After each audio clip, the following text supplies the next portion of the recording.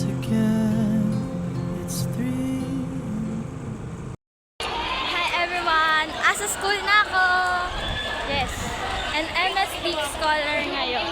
So, lahat kami may print. Oh yeah! Yes. On the way na kami sa aming room. Kaya, samahan niyo akong mag-time lapse. Let's go, mga bebe ko!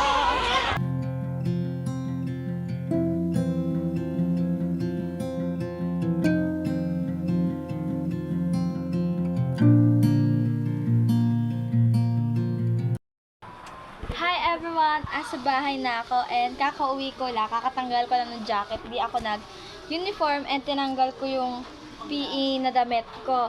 Yes. And allowance na namin. So, ayun. Ewan ko kung ano mangyari sa pera.